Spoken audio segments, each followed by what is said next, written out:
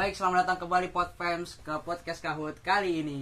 Nah, buat yang baru pertama kali tune in, perkenalkan nama gue Arka. Dan nama gue Uto yang bakal menemani kalian hari ini. Nah, hari ini kita kedatangan siapa nih, Ar? Nah, hari ini kita kedatangan calon penerus bangsa, khususnya dari bidang kesehatan. Langsung saja kita sambut Fatih dan Arta Yoga. Hai semua, perkenalkan nama gue Fatih. Hai, nama gue Arta. Oke, hari ini kita mau ngomongin apa sih, Hot? Karena kita kedatangan calon dokter, pastinya tentang kesehatan dong. Hari ini kita bakal ngangkat topik tentang sistem reproduksi pada pria. Nah, kita mau bawa topik ini karena topik ini sangat penting bagi para lelaki dan ternyata masih banyak lelaki yang belum paham tentang topik ini. Betul. Setuju banget gue. Nah, mungkin sebelum kita mulai ya, pertama-tama gue mau nanya nih kalian berdua, apa yang pertama kalian pikirin kalau misalnya gue sebut sistem reproduksi pria? Oke, gue jawab ya. Kalau gue sih mikirnya tentang mimpi basah sih. Saat kita mimpi terus kita mau keluar sperma. Sama-sama. Oke. Jadi mimpi basah ya? Ya sebenarnya lu pada kagak salah ya. Karena emang mimpi basah itu merupakan tanda pertama seorang cowok yang mengalami pubertas ya. Dan dari situ sistem reproduksinya menjadi lebih aktif. Nah, Iti, di masa itu juga kita itu ada pertumbuhan atau produksi dari hormon itu sendiri. Hormonnya itu testosteron yang diproduksi di testis. Nah, produksi hormon itu bakal meningkat waktu produksi spermanya juga meningkat gitu. Ya betul banget, apalagi kalau misalnya lifestyle lu jelek ya, itu ngaruh banget lo kesehatan reproduksi dan sperma lo. Oke, gue ngerti tentang mimpi basah. Tapi kenapa bagi lelaki itu penting banget buat jaga kesehatan reproduksinya? Nah, jadi sebenarnya kita tuh benar-benar perlu banget menjaga kesehatan kita itu buat ningkatin kualitas spermanya, sama itu tuh ngaruh ke nanti kalau misalnya udah nikah, itu kan ada pertemuan dari sel telur sama sel sperma waktu fertilisasi di organ reproduksi yang wanita. Nah, itu kan yang bakal buat jadi bayi dong. Nah, kalau misal kita jaga kesehatan atau kualitas spermanya, itu bakal meningkatkan chance atau kemungkinan terjadinya fertilisasi. Nah, sama kalau kita menjaga kualitas sperma, itu kan juga kita menjaga gaya hidup kita dong. Nah, selama kita menjaga gaya hidup kita jadi lebih berenergi menjalani hari-hari kita gitu. Nah, mungkin gue ada pertanyaan ini, mungkin agak beda.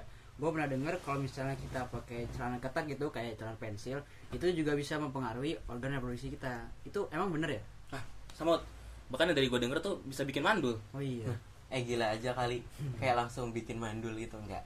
Jadi secara ini tuh dia tuh enggak yang langsung bikin mandul, karena si celana ketat itu menaikkan suhu di area vitalnya kita. Nah, secara ideal sperma tuh disimpan di dalam suhu 32 sampai 34 derajat Celcius. Nah, kalau kita misal pakai celana yang ketat menaikkan suhunya, itu dia bakal lebih tinggi. Itu tuh dapat merusak membran maupun DNA-nya si sperma. Ya betul banget apa yang Alta bilang. Ya sebenarnya sih celana ketat itu sendiri nggak menyebabkan kemandulan ya. Gila juga. Tapi kalau lu misalnya pakai celana ketat mulu ya otomatis sistem reproduksi lu, sperma lu, kesehatannya terganggu lah. Ya kualitasnya makin jelek dan jumlah produksinya makin jelek gitu. Ya intinya lu kagak usah banyak pakai celana ketat-ketat sih. Abang kenapa dah? Rasanya kagak enak. Iya, emang Iya nggak enak. nggak salah. Oke, jadi bener sama suhu ya. Suhu. Kayak mau lagi ngomongin sperma, gue jadi penasaran. Jadi sebenarnya masturbasi itu hal yang baik atau hal yang buruk sih? Soalnya kalau diajarin gue Islam ya, itu dilarang. Tapi gue baca juga itu sebenarnya ada manfaatnya juga. Nah, jadi secara teori emang masturbasi itu ada manfaat karena ada pengeluarannya sperma secara rutin untuk meningkatkan kualitas si spermanya itu sendiri. Tapi kenapa Islam melarang? Karena itu tuh pertama bertentangan sama menjaga kehormatan kita sebagai laki-laki. Terus yang kedua, itu tuh pengeluaran secara paksa sperma kita dari dalam tubuh. Nah, karena itu dikeluarin secara paksa, terus misal kita bisa kecanduan, itu kayak bakal menimbulkan sisi-sisi buruknya lah gitu. Ya betul banget ya. Ya sebenarnya kecanduan masturbasi itu bisa mengganggu psikologis seseorang ya. Jadi ya Islam itu melarang bukan karena ingin menghilangkan manfaat-manfaatnya, tapi ya mau membuat umatnya, pengikutnya untuk tidak mengikuti atau ya Terjerumus. Ya betul, terjerumus dari masalah-masalah yang lebih besar itu loh. Oh gitu ya. Menarik juga ya. Wah, kayaknya waktu udah mau habis nih. Habis ya. Padahal lagi seru banget nih bahasannya. Baik, terima kasih Fatih dan Arta Yoga sudah hadir dan menemani kita. Dan terima kasih juga pada Profes yang sudah setia mendengarkan podcast. See you in the next episode. Bye bye.